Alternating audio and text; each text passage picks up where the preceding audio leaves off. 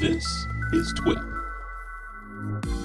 Hey folks, happy Memorial Day here in the United States of America. This is the day when we observe and recognize the military people that have given their lives in service of our country. So I want to do a thank you to those folks and also welcome you to the next TWiP PRO critique. This is number 67 that we're recording here. I'm sitting here with my friend and what did you want to say? My combat at arms. What is that? What is that term? I don't know. My friend Troy Miller is here to talk through this stuff. Master at arms. There you go. Master at arms. That's what I was looking for. Yeah. You were just trying to think of a sly insult is what you're thinking. You're looking for. Right. But you know what? I was, honestly, but I had this devil and angel on each of my shoulders. And one was like, don't say that. And the other one said, say that. So, and they wouldn't agree, much like our government right now. So I wouldn't expect anything less. That's awesome. Yeah, I love it. Well, cool, man. We got a lot of stuff to go through today. Anything happening new with you today? It's Monday, the 27th of May as we record this, Memorial Day, like I said. What do you got going on after this? Anything special? I'm going to go see Endgame. I'm going to go see Infinity War Endgame. So my daughter bought us tickets, and we're going to go hang out in the theater in big reclining seats with popcorn for 3.5 hours and watch a movie. So I love that. You're going to love that movie, man. I mean, I don't know if I know you're a science fiction nerd, but this genre, the superhero genre, is more like science fiction fantasy, right? So there's science fiction like Iron Man suit, but then there's also like magic and stuff in the universe. So it's an interesting little concoction. Yeah, it'll be fun. I'm looking forward to it. Yeah, no, you'll dig it. You'll dig it. Yeah, I did. I need to go see it again. I think I told you the first time I saw it, we took a 5-year-old that was sugared up to see a 3-hour long movie. A word of advice to the TWiP PRO membership, don't take 5-year-olds to see 3-hour long movies, even if they do have superheroes in them. So, cool. Are you ready to do this critique? Yeah, let's do it. All right, here we go. Let's dive in. Here is TWiP PRO as it stands today. You know what? Let me go ahead and refresh the screen, make sure they don't have any stragglers in there. Yeah, that's always a good idea. Mm-hmm. Sometimes they sneak in right there at the end, don't they? Yep. I always sort by date created, and we start from the top. You ready to go? Ready. All right, here we go. Let's just make sure all systems are good. All right, the first one is by Kai Gradert, and it looks like an inverted jellyfish. He says late submission, but it still feels like Sunday here. Aquatic sea life. Look at that. I like that. These jellyfish, I hate them. I mean, of all the creatures on the planet, I think these are alien. My theory is, if aliens are going to come down, they're not going to come down as flying saucers and land on the 20% of land mass that we have on the planet. They're going to land in the 80% of ocean, and they're going to be aquatic because there's more water out in the universe than there is land. Right. Right. So this is an alien. This is from the Andromeda galaxy. It's visiting.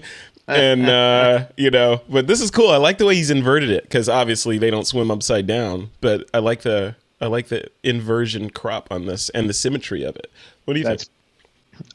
Immediately I love this one. I like the color harmony. I like the balance, the center, the composition. I think that's all exquisitely well done, as Kai always does. Mm-hmm. I jellyfish kind of freak me out. No, it's like some people have like this phobia of like weird patterns and I don't know, things like that. To me, jellyfish are that. It's like the one intangible. I don't want it to touch me. Mm-hmm. I don't even want to be, it's just, to me, it's just like, it's ew. Yeah. I think when I was a kid, I made the mistake of watching a documentary about jellyfish and how their stingers and the tentacles work. And, how when they detect that they're touching something, what happens and how those barbs kind of shoot out microscopically and then expand as they're shooting out to make sure that they're embedded in the prey. They don't all do that. You know that, right? I don't care. I'm not going to have a conversation with the ones that do versus the ones that don't. So not doing it. No, those. And then, we talked to our Australian friends down under about those box jellies that are tiny, but the most poisonous creatures on the planet. Right. And they swarm. Right. I'm like, when does that get fun? Like, it doesn't at all. Oh my gosh, no. I completely dig this, and I love it inverted this way. Yeah. Because it just makes you look at it and think about it. So yeah, I really enjoy this one. I love the pattern. This would look great big. It's nice and sharp all the way through. Yep. I don't know. I was going to say head to tail, but I don't know which one's we can guess. But yeah. Where's the brain on this thing? Do they have brains? They have to have something, some processor. It's an Intel processor. I don't know. I think they're part of a collective. they're all connected, and there's just individual parts of a larger organism. That's right. Maybe that's it. Yeah. They were talking about, not to spend too much time on this one, but they were this Planet Earth documentary, I think it was, or called Life or something, narrated by David Attenborough. They were talking about jellyfish and the Great Barrier Reef down in Australia and some of the reefs off the coast of California here. And they were saying that because of the damage that's being done to the reefs and some of the natural predators for jellyfish, the jellyfish explosion is exploding. So pretty soon, if not checked, your oceans will basically be all jellyfish. It'd be a soup of jellyfish. Soup of jelly. Yeah, no thank you. So I'll become Troy Miller at that point, because you won't go in the ocean. I won't even go into the beach at that point. Sorry. Not happening. But good shot. See? And it spurred conversation, which is what photos are about. Yeah, it's awesome. I do love that image.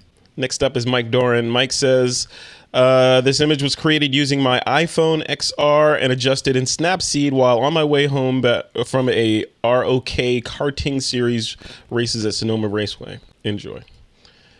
I love those clouds. Yeah. Snapseed is awesome, isn't it? You know what I see when I look at an image like this? You see the horizon? Infrared. Oh, infrared. Yeah. What do you mean? Yeah, it's okay. You need to wait for your eyes to get modified so that you can see everything in infrared. That'd be awesome. Yeah, I would love it. Geordie LaForge from Star Trek. Yeah, I love those clouds. I would probably crop off about half of that foreground. We don't need all that field, and it's a little bright. And that's a kind of a rule for landscapes, right? As I've learned from you, make sure your horizon is level. I think it is kind of level, though it feels it might be a little bit tilted to the left, but never bisect your image in the middle if you can help it, unless it's in service of the story somehow. Right. Well said. Just saying, I learn. I'm learnable. But yeah, I dig the shot, and I dig Snapseed. Folks, if you haven't played with Snapseed, it's a free application. It is fantastic. It's produced by Google, or a company that Google acquired. But it is, I think it is the best way, or one of the best ways, if not the best ways, to edit images on the fly on a mobile device. Because the way that it thinks, and the way that you sort of drag up and down to select the tool that you want. And if you get deep in the Snapseed, did you know it does layers and layer masking and all that stuff? Oh yeah, you can pretty deep in there. So I dig it. Cool. Yeah, that's why I have a $4,000 computer though. So yeah, but it's not always with you. And your phone, I would argue, has more processing power than your computer did when you first started doing weddings. By far. Yeah, so by far. Don't discount the phone. Right. It is a computer. Right. Cool. And Mike Doran, thank you for that submission. Next up is our friend, Mr. Tim Engel, who's going to be speaking at F64 Live coming up soon, right? Yes. He's also going to be on one of the IEPBV Live interviews that I do. I think it's next month sometime. You need to publish a schedule, a calendar of events or something where we can just look at who's coming up. I never know. I need to do that too, so. I'm not that organized. And I am, and I still haven't done it. I may or may not have somebody next month. I don't know. Yeah, Mike, I was telling you, we were texting yesterday. I've because of some of the processes that I put in place, my interview queue is like 20 deep right now of interviews that I haven't published yet. So nice. Yeah, I could just go chill and just set them all on autopilot. Yeah. But Tim says, I thought I would add one of my favorite editorial images from this year. Carol Daly became one of the first female homicide investigators in California during the East area, I'm going to say East Bay area, rapist case. She was assigned to question and accompany the rape victims to the hospitals, and she conducted conducted town hall meetings to keep the public informed about the East area rapist movements. Her role in helping nearly every female victim in the Sacramento attacks was huge, said one victim. She was so far ahead of her time. Very cool. All right. Wow. Very powerful woman. I love the red shirt and the blue Ford pickup truck over there. Yep. The sun just peeking over the trees in the back. Very intentional, as Tim is very good at. The lighting, the off-camera strobe. Yep. It's just such an amazing image. I two things. I would crop off the right side a little bit. Maybe that stuff in that driveway, I'd get rid of that. So crop a little closer to the truck. Mm-hmm. Because there isn't really a lot there that we need. So that would make it closer to a square crop then, right?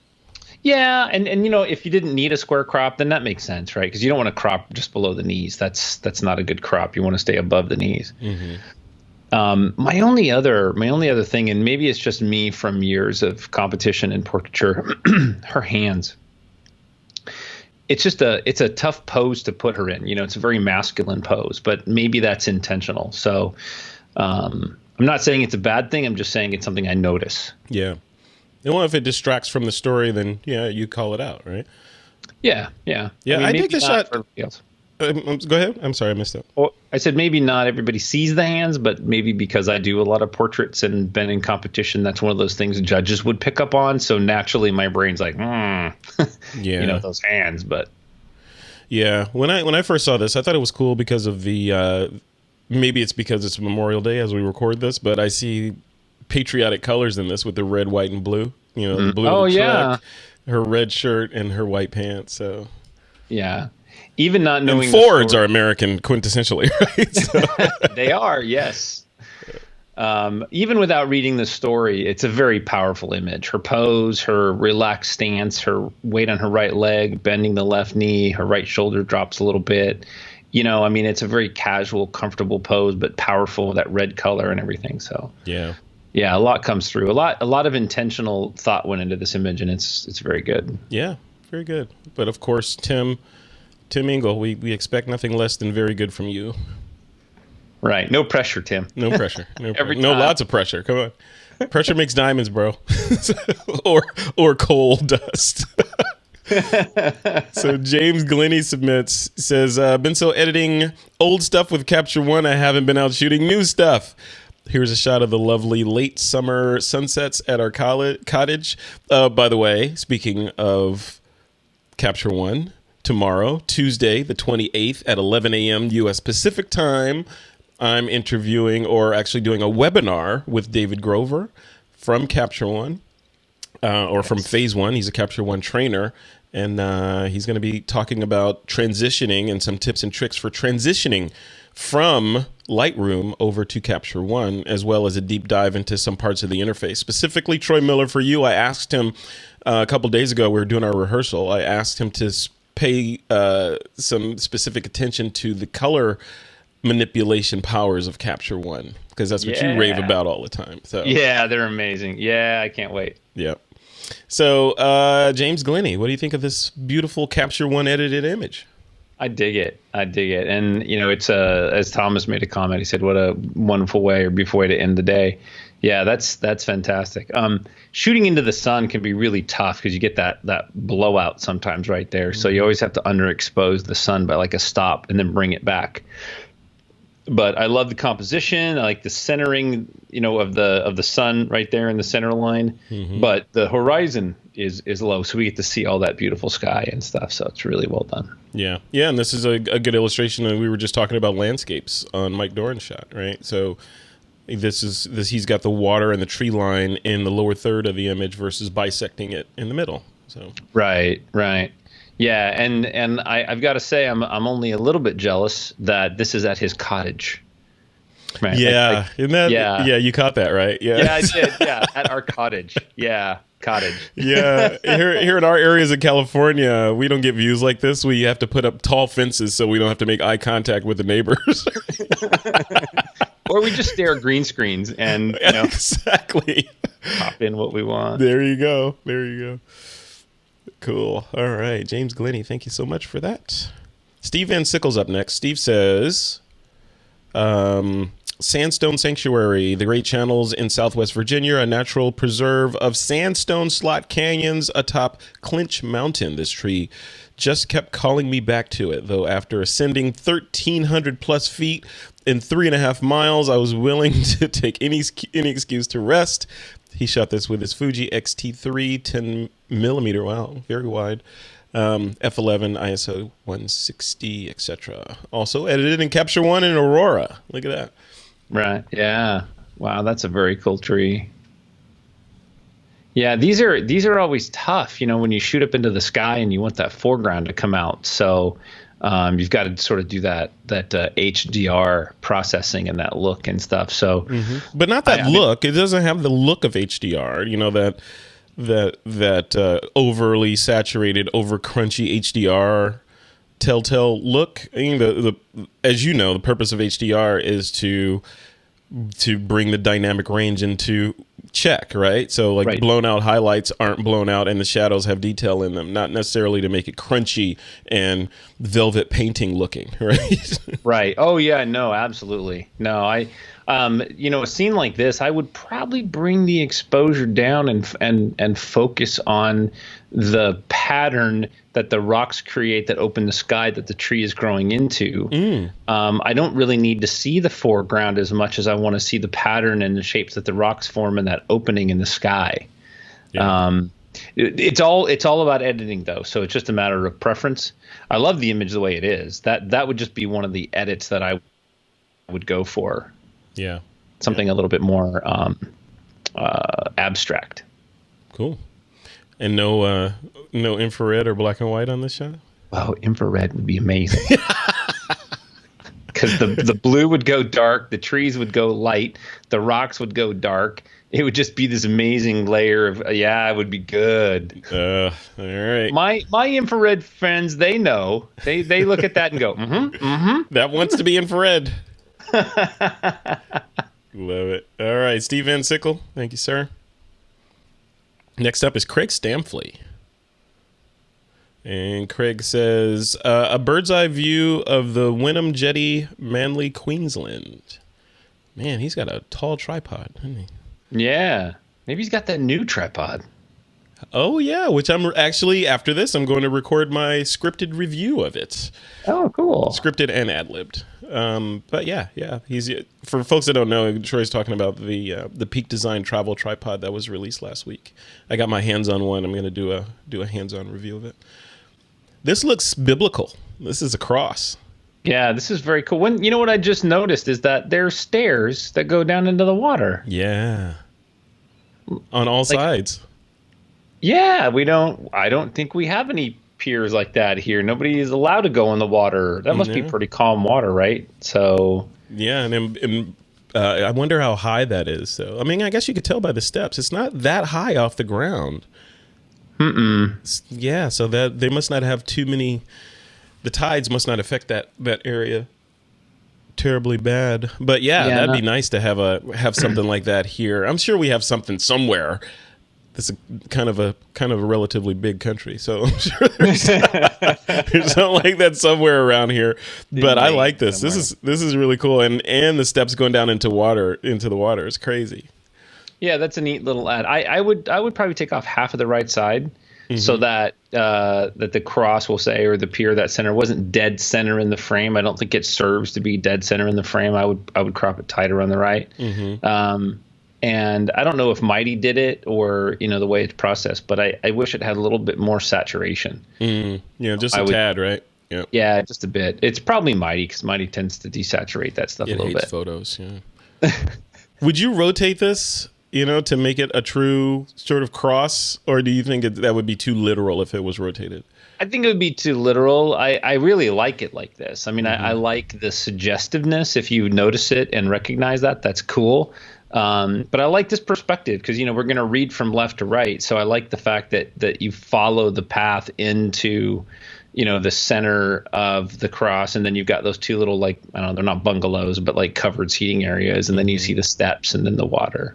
It can almost be like a Rorschach test or something, where if you're religious, you see a cross in here. If you like Marvel movies, you see Thor's hammer in here. Oh my God. It's Mjolnir from the air. Oh, geez. Yeah. Very true. Yeah. I love it. Very cool. All right. Craig Stanfil, thank you, sir. All right. Next up is Peter Lyons. Peter's a very respected real estate photographer here in the Bay Area, which apparently shoots awesome stuff like this when he's not shooting homes. He says this was shot from a chase boat during 2017's Rolex Big Boat Series on San Francisco's Bay, one of the Bay's largest regattas of the year. These are the TP52s coming off the starting line. They're big, fast, powerful boats that make great subjects for dynamic photos. This was one of my faves from the event. Normally, I'm very much a straight and square kind of guy, taking significant effort to keep my lines square or at least correct them as such. In this shot, I chose to let the horizon remain askew, as it was unintentionally shot because I felt it worked with the subject and the framing and helps convey the excitement of the charge. Very well written. Nice caption. Yeah. I was talking to Stephen Shark, because him and Peter are friends, and Stephen was telling me that he's got some amazing, boat images that we need to be able to see. So I'm glad he's putting some of those in here. Yeah, for sure. Yeah, this is great. I love these kind of in close, tight, not really quite abstract, but yet they are kind of, right. Like I don't really know what's going on without taking some time to look around. Mm-hmm. So, yeah. In this action, normally you see shots like this, and they're a little bit wider, right? Because they want to show more of the boat. In fact, one of Peter's previous images, I think he submitted a sailboat image, and one of your comments was, "Yeah, maybe I would want to see more of the sail in there." But this, I like the tightness of this because it puts you in the action.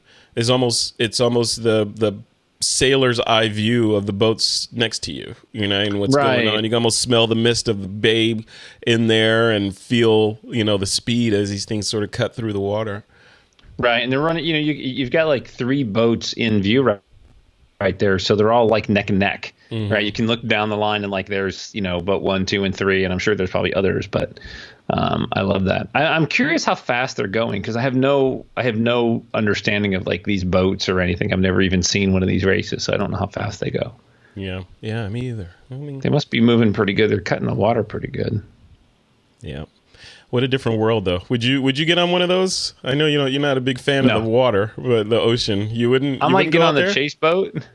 If the chase boat's moving all the time, I'm fine with that. Yeah. But if we're gonna sit and bob, no. Yeah, that'll get you. No. That'll get you. Yeah, just if you do this, make sure you have some Dramamine in your pocket. Yeah, that doesn't help me. Yeah, it's not a choice, right? Like it's just your body goes, hey, I'm done. Yeah. Oh man, I got that in Hawaii. We were on a catamaran in Hawaii, and I was that guy. The one guy, everyone's having a good time, and Frederick's at the back of the boat feeding the fish with my lunch. Yeah, that's unfortunate. It was not good. Now, and to this day, my only memory of that particular adventure was feeding those fish with that beautiful lunch I had before we got on the catamaran. Pre-digested, just for you, fish. Right. Mark Charette's up next. Mark says, Umina Beach to Etalong Beach, sunset panorama taken a few years ago from Umina Point. This was a tricky one, as I shot 5 brackets just in case in 3 rows with 23 columns. Wow. By the time I was done, the lighting conditions were shifting so much I wasn't even sure it would turn out. I ended up cropping it in a bit. Original file size is 15K wide and 3.5K high. Central Australia. This is not going to do it justice looking at it on these tiny screens in a browser window.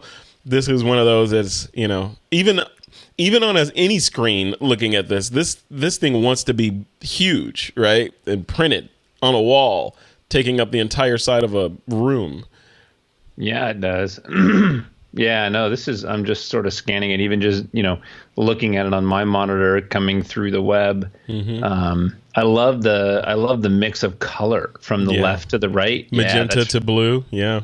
Yeah, that's really, really well done. That's super cool. I can't imagine. That's a lot of work to stack all those together and put those in there. Yeah. And that's what Mark does, though. I mean, that's his world is panoramic 360s and that sort of next generation photography world.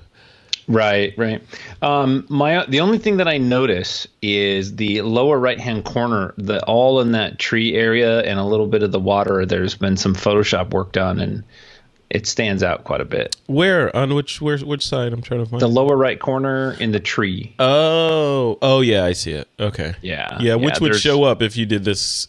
If you decide to do a large implementation of this, if you printed this at all, you would see that. That's a classic case of the clone stamp tool with soft edges, because the pixels are not staying sharp and the areas are going soft and you can see it. And in the water, it looks like there was some cloning done. And Photoshop has a tendency to take certain patterns and muck them up and make them all chunky. Mm-hmm. And that's what that looks like. So, do you think an app like Affinity Photo would have fared better with a shot like this, or same issues would have come up? I don't know. I would have tried it. What I would have done is, and it's a little bit more work, but what I would have done is I would have masked out the boat, and then I would have cloned out that whole right corner, take out the boat, take out the tree, take out everything to make it perfect, and then I would put the boat back. Oh, interesting. Okay. Yeah. Because it's so hard to get that perfect, and I think that corner could do without the bush if you wanted the bush out of there. Mm-hmm. If not, you just got to go in and retouch it up, a little bit more meticulously, which is a pain. But I think I agree with you. Yeah, on not having that bush on that side. I understand why Mark probably left it in there, was to add to the framing on that side. Mm-hmm. But if you're looking at it from we're going out into, it's some sort of cove and it's pure ocean on the right, then taking that out sells that a little bit better. And that one lone boat is coming in from the ocean, right? Right. Yeah. Right. I love the image. This is great. I mean, the more you look at it, the more you see, and the more that you want to be able to see. So this is very well done. Yeah, I dig it. Yeah, the issue with panoramas, I think, is just displaying them, because you could show them like we're just in this shot, right? And during this show, you could see them on the web and they look amazing. You can zoom in and see the detail and all that, but it's hard to show the grandeur of the shot unless you print it big. And printing it big means you're going to have one and expensive, and unless you do like Mark and you make a 360 where people could step into the image and then look around inside the image. I don't know. I mean, it's beautiful work, but it's hard. It seems like it's hard to share, especially in the social media world. I'd love to hear your comments, Mark. What do you think about that? Yeah, that'd be great conversation. I think that's true about a lot of images, though, right? I mean, there's a lot of images you just can't enjoy on the web or on your phone or even on your computer or on my 27-inch cinema display, right? Yeah. I mean, they need to be printed. Yeah. So that's like during the last TWiP, I was talking with Steve Simon and Ron Brinkman, and Wayne Johns came in, and part of the conversation was about the resurgence and the importance of printing versus the hollow calories of online sharing. Okay, so yeah, I make my living selling images, not taking them. I have to sell them, and not selling digital files. I have to sell prints that hang on walls and go in books. Mm-hmm. So I'm very connected to that. Yeah. You make atoms, not electrons, right? Yeah. All right. Thank you, Mark Charette, for that. All right. Next up. There it is. See, even the thumbnail doesn't do it justice. The Mark Charette thumbnail, you don't even know it's a panorama until you click into it. Armando Brook is up next, and Armando says, "This photo I took on a photo walk in the sidewalk of a big avenue in Sao Paulo, Brazil. The street artist is making his interpretation of the famous Michelangelo. Though the picture is his what is holding in the other hand." Holding in the other hand. Holding. He's got. Okay, I got it. He just missed the H's. Okay, holding in the other hand. To create more impact, he flipped it vertical. Yeah, which is what I was talking about before we started recording. That really draws you in, because the painting, the street art itself is oriented correctly, but everything else isn't. So it makes you think about it like, okay, that's a shot. It should be, the guy, the Michelangelo painting is oriented correctly, but what's that mass at the bottom? Oh, that's the person making it, and they're upside down.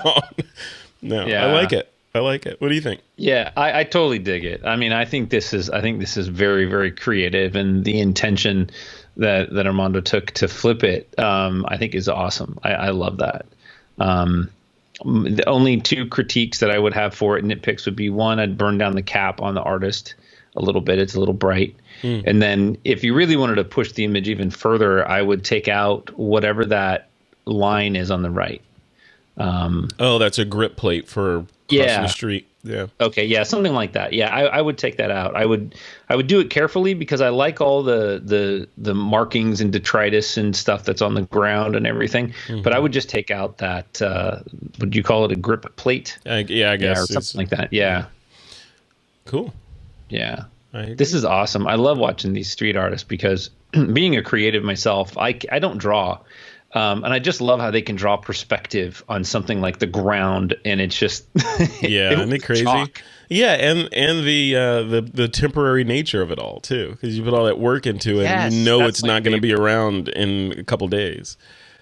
So yeah, you remember there was this phase. I don't know if it's still going on. I knew it was like I don't know, half a decade or so ago, where these street artists were painting these perspective shots on the ground, where, if you stood in exactly the right spot, the perspective would look correct, and it'd be like a giant hole in the ground or something like that. They're still going on. They're still doing that? Yeah. Yeah. There's like I think in Temecula, not too far from us, they used to, at least a couple years ago, they were doing big street art like that, and people would come out and draw all kinds of cool stuff. It was pretty cool. It was very cool. Yeah, I like that. Well, again, a lot of work, and it goes away. Either by humans or by nature taking it away. I guess humans are technically nature, though. Right. Some of us. Right. All right, Armando, thank you, man, for that. That was awesome. All right, next up is our friend, Mr. Joshua Sommerfeld. Joshua says, sunrise in Black Mountain, North Kakalaka. I hope you enjoy it, because I won't be getting up at 5:15 to get another one anytime soon. And come on, you're military, dude. Come on, you're used to getting up early.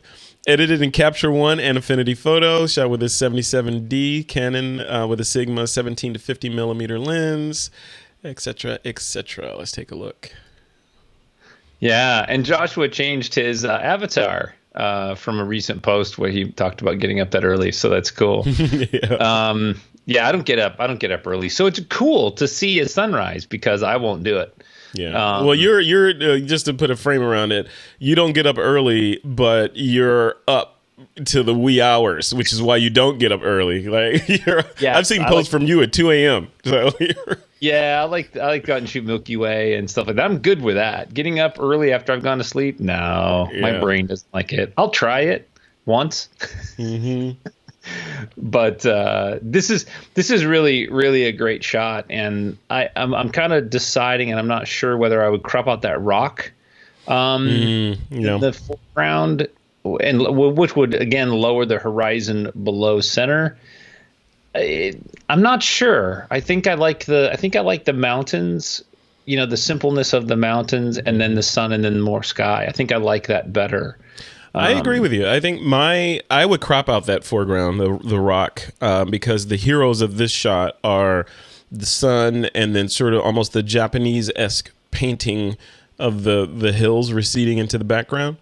Like that's the hero. And if you crop out the foreground, which is bright and competing with the sun and the sky, then those become the hero and the stars of the shot. So, yeah, so I would lose that foreground unless you throw a bride on it or something on that rock. Yes, yeah, there you go. See, there you go. That's a good subject. Well, it's funny, because for years I never saw landscapes as landscapes. I only saw them with people in them. Backgrounds. And a good friend of mine would tease me all the time, be like, you always focus a third of the way into your shots, and you put, everything's like set up so there's a person there. I'm like, it's the only way I know how to see. Yeah. So that's true. That rock right there, that's your subject posing helper right there. That's right. Yeah. Hey, bride and groom or bride, go get on that rock, and if that's where Joshua is, there's probably rattlesnakes around there somewhere, because he tends to draw them for some reason. Well, in a previous post, he did make mention that there was a rattlesnake near him. So I don't know if it's that spot or not. That's terrifying. I'm not going to North Carolina now. Yeah. Yeah, rattlesnakes, no. But then, rattlesnakes are, if you're going to have to be around a predator like that, let it be a rattlesnake. All you got to do is listen for the rattle, right? And go in the opposite direction. If they're courteous and let you know. Exactly. What other predator is going to say, hey, I'm coming to hurt you? If you stay here. It's almost like a Darwinian thing. Only stupid prey would hang around after hearing the rattle, right? So they deserve to be thinned from the herd. Oh, man. If you didn't hear the rattle, man, you're fair game. I'm eating you. Okay. Yeah, there you go. There you go. All right. Joshua Sommerfeld. Thank you, man. Appreciate that. All right. Next up, Tanja de Prince. Tanja says, a singer covering a 40s song from the Andrews Sisters. Hard light source, but I turned it to my advantage, I think. Just had to wait for a few minutes for the right pose of the head. Let's take a look. Yeah, very nicely done, waiting on timing, and that's really, really important, especially in live and concert type photography, is that you have to wait sometimes, for that light to veil itself in a way that makes the image look the best. So kudos to good expression. The hands aren't blocking the face. The eye is coming out. I really like that. I think that the microphone is more in focus than she is, I think that might be motion blur on her, because she is moving, right? So I can't tell. Maybe potentially. I mean, that would be both, right? Yeah, that would be my only nitpick, is that I think the microphone is a little bit more in focus. However, you could draw attention away from the microphone just by burning it down a little bit and letting the mask of her face be a little bit brighter, and that would sort of do away with that microphone drawing attention. Yep.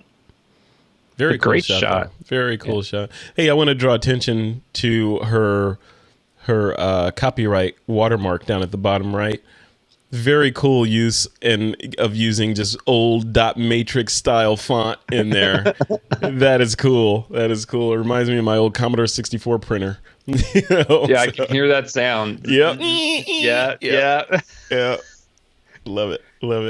Can't print when the baby's asleep. No, exactly. Yeah, or save to that 1541 hard drive that was noisy as well. Let's see, who's up next? Michael DeRay. All right, Michael says, this was a right time, right place shot from last August. I had just picked up a new Godox flash for my EM5, Micro Four Thirds, and was playing around with it when my granddaughter woke up from a nap. Look at that. Processed in Affinity. See? Nice. You see the trend? What is going on?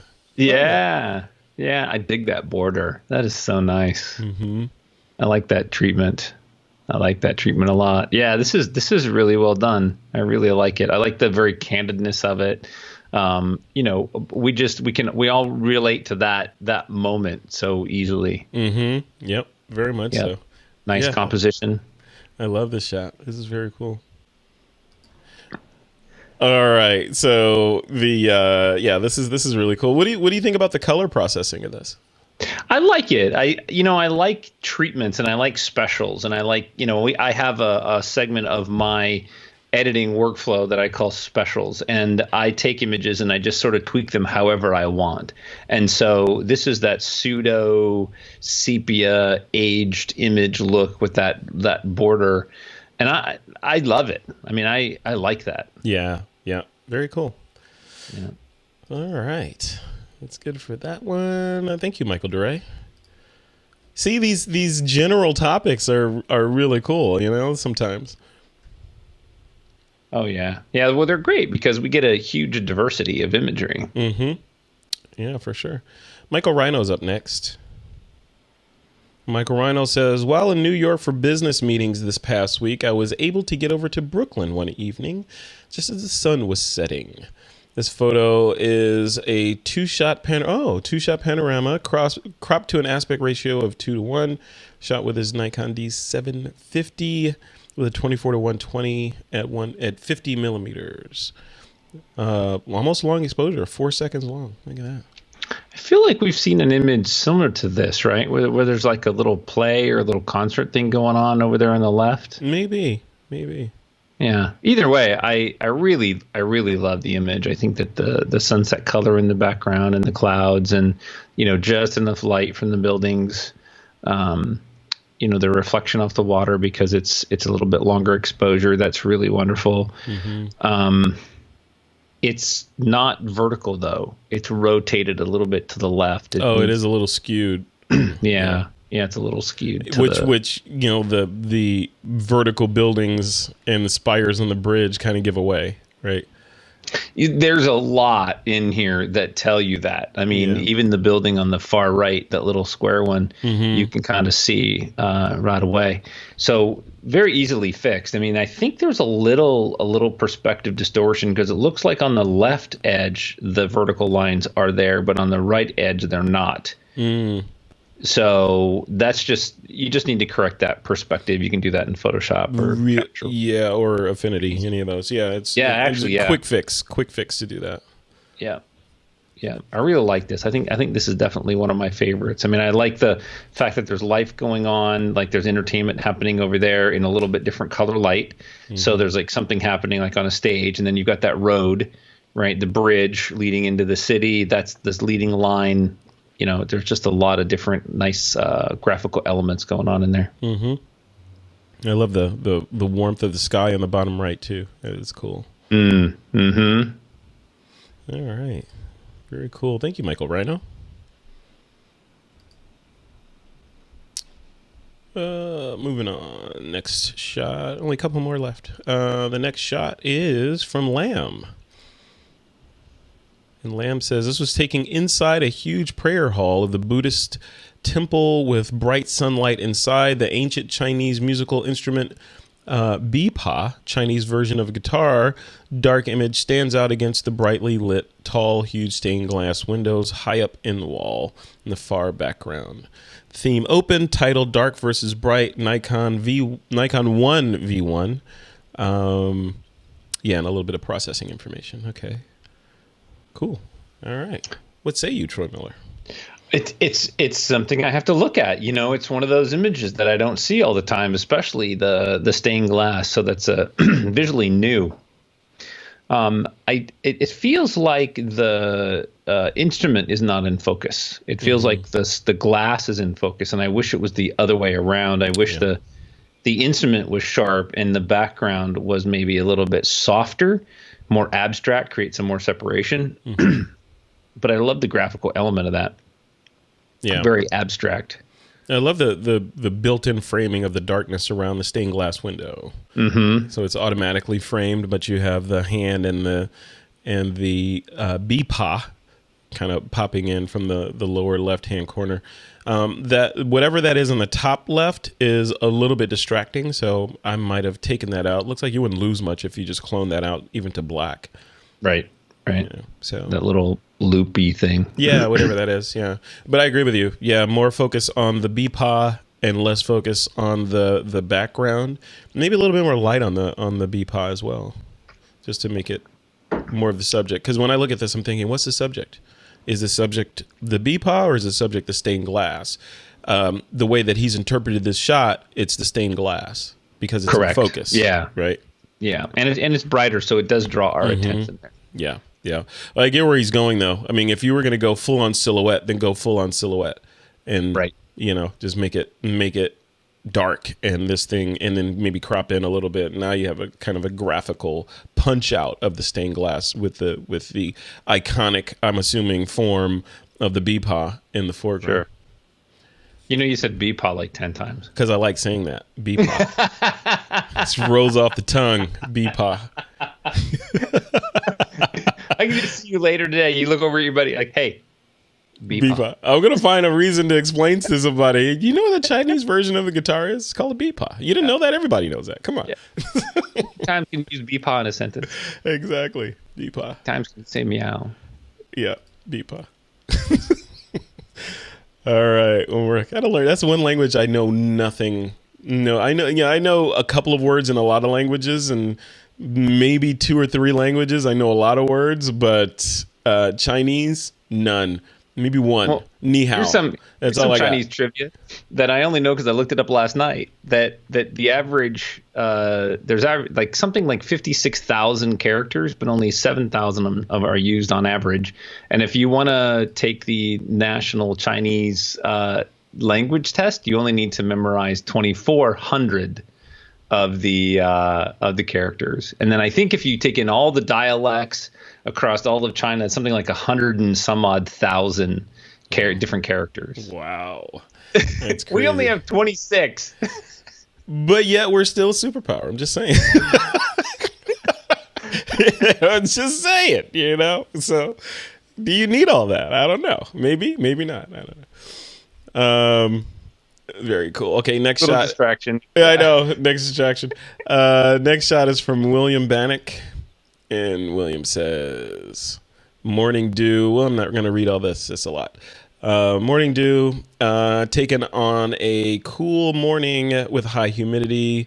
This is a 25 image ambient light field stack of a dew-laden anole. The lizard, maybe I will read all this. The lizard was motionless for the most part, but there was eye movement as it watched the water drop in the lower left portion of the frame slowly move down the twig. Interesting. There was also rib cage movement from inhaling and exhaling. I ran the stack in Zareen, and as expected, the movements caused issues. Faced with the task of manually correcting the eye and rib cage, I used Photoshop to stack the image and was pleasantly surprised with the results. It handled the areas of movement much better. For the few trouble spots that remained, I found masking original frames with the merged image an easier way to correct stacking areas. Wow. Okay. Now it made sense to read that one. So 25 image stacked. This thing was breathing and watching that dewdrop slide down the lens, and he wanted all that. That is crazy. And look at the water drops on its back. Look at that. Yeah, that is super. That is super cool. And I love the sort of diagonally bisecting the image. This whole thing is fantastic, man. Look at that. Yeah, you can actually see in the water drops. You can see what would be the background. So it's like it's focused in there. He's got a little bit of Don Komarechka splashed in there. Yeah, that's very amazingly done. I'm zooming in super close. Right. Look at his hands. Look at his hands. Look at that. It's like a suit of armor. That is amazing. Yeah, it's amazingly well done. I don't know that I would keep the crop like this for me. I'm not a big fan of that water drop, and because I really just love the lizard the way that it is. I mean, I might crop it off and get rid of that water drop. I don't know. I really struggle with that. I don't know. What do you I hear what you're saying. Yeah, and draw the focus too, because is the water drop adding to it? Maybe when he was shooting it, because the subject was watching that water drop, it made it more interesting. But as a viewer looking at the image, does it make sense to have it there? Or do we want to focus the viewer's attention on all the crazy detail that's in this 25 image stack? Right. No, this is really wonderful. The tighter that I get, the more that I like it. So I'm just like zooming in on the view. Mm-hmm. I do like it. I mean, I even like going in on an abstract of just, we'll call like the lizard's left arm, and just staying in close there and actually seeing all those layers of scales and the water droplets and stuff. Yeah, I really like that a lot. Yeah, this guy needs some lotion. Yeah, no, this is really cool. This is really cool. This might be, I don't know. Yeah, I kind of like it. I did not look at this one as closely as. I hear you. I agree. Yeah. Very nice. Very well done. And it was worth reading all that, William Bannock. William puts a lot of work into his work, doesn't he? Yes. A lot if you of look work. at his avatar, it's like a what is that? Like a fly face or something, So Let's see. he likes that macro. Oh yeah. Yeah. Yep. I kill those things from time to time.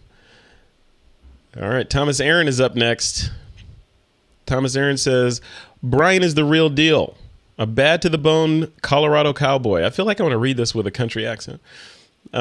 He'd gladly give you the shirt off his back if you needed it, or he'd shoot you if you needed that. That's awesome. He thought it was comical that I wanted to take a picture with my big honking camera. In truth, I'm proud to call him a friend, and it was my honor. Very cool. Look at that. Look at the detail in that. Yeah. This guy, his face just reeks integrity, doesn't it? Yeah. He just looks like he would just like it's like he said in the caption, it looks like he'd give you the shirt off his back and just tell you like it is, know, right or wrong. He'll tell you what he's thinking. Yeah. Yeah. I really love this. I would bring up the eyes a little bit, like just the mask of his face. I would try to bring out those eyes just a tad because I feel they're a little dark in there. It does add a little bit of mystery to the shot, however, but I would probably bring it up anyway. I love the really shallow depth of field. Yeah. He doesn't say what he shot this with, but it's shallow because his shoulder's out of focus, his ears are out of focus, but his eyes, the tip of his nose. So, this it's feels falling like off right just behind his eyes as you go back. Yeah. Yeah, so this like is his chin is in 85. focus. The front part of his chin is in focus, but back closer towards his neck, on his chin, it starts falling off. So yeah, it's really shallow. There's just a slice of focus in here. Yeah, one of my favorite portrait styles is shooting very shallow, like with an 85, 1.4, something like that. Yep, or a 45 or 42.5 on Micro Four Thirds. My favorite lens on Micro Four Thirds is a 42.5 Nocticron f1.2 lens. It is beautiful. It is beautiful. That would be almost an 85, right? Yeah. Like 80-ish. Yeah. You got it. Yeah. And I guess 2.8 in your world, or 2.4 or f2, somewhere close to there. Yeah. Beautiful. Wonderful portrait, Thomas. Well done. Yeah, love it. Love portraits. Portraits are just it. I love it. Okay, next up is Eric Pronsky. And Eric says, iconic.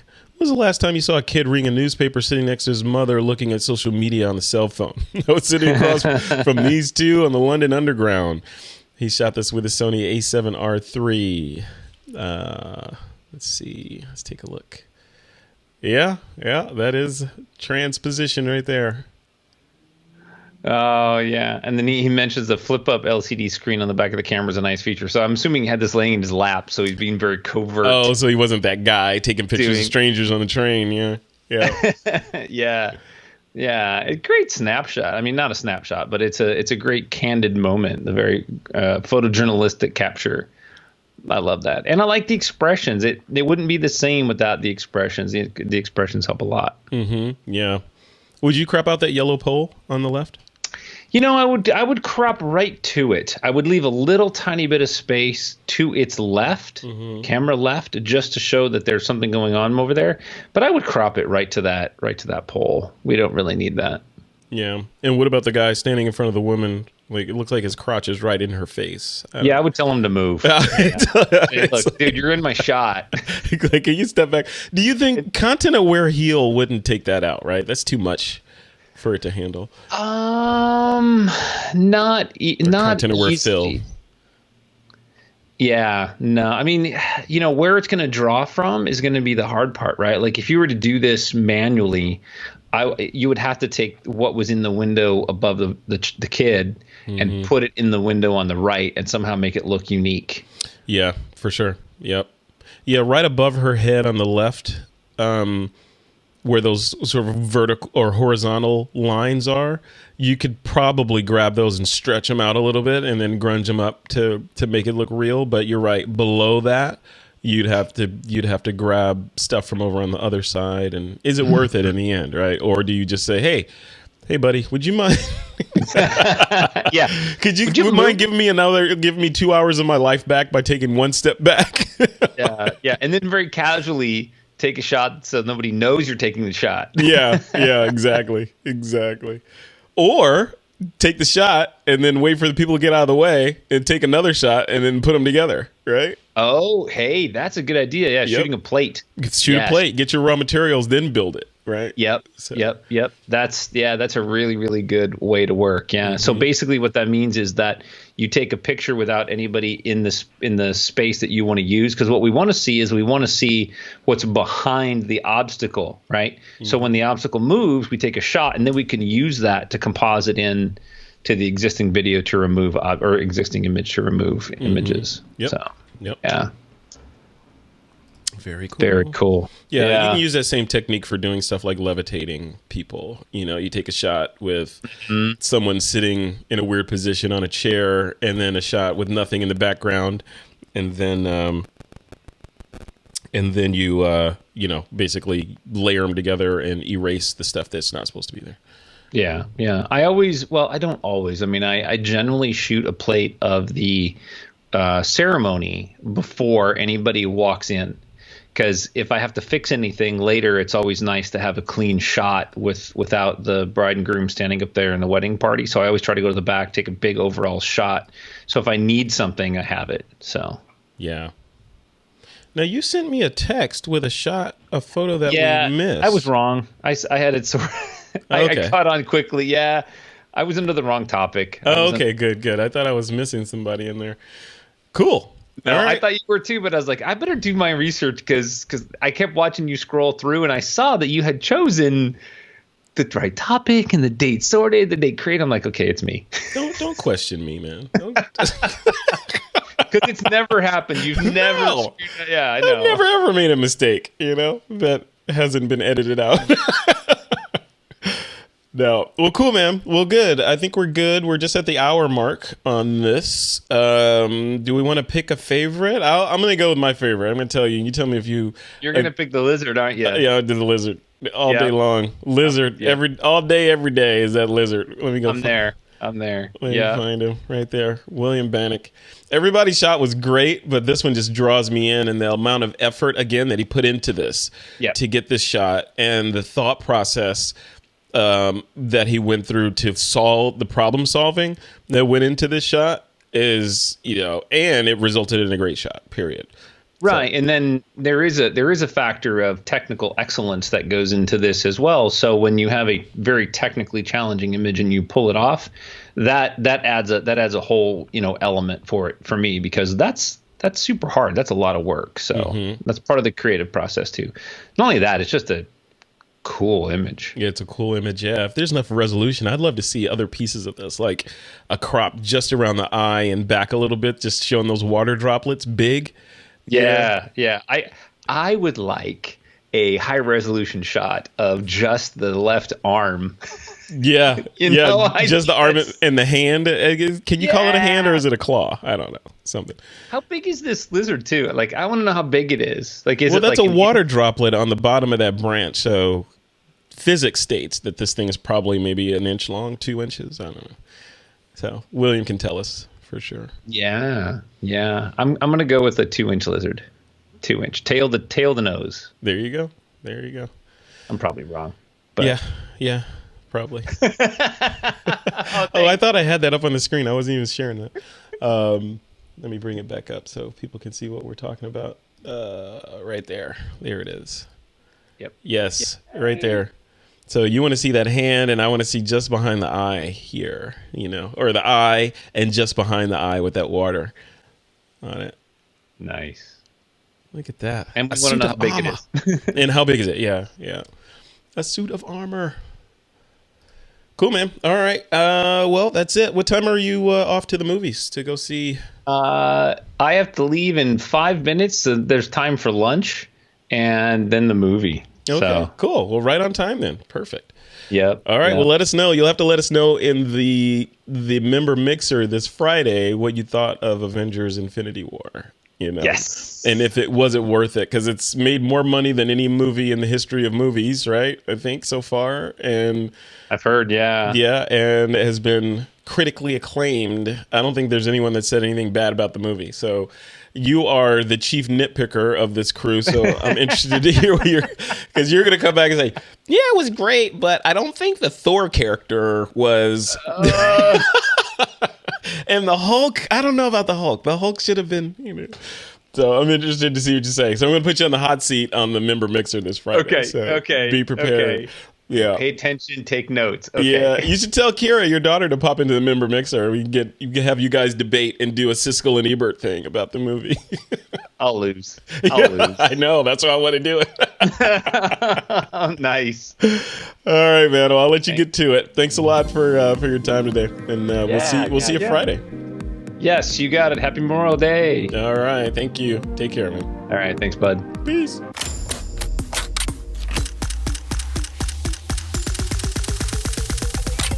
This is TWiP.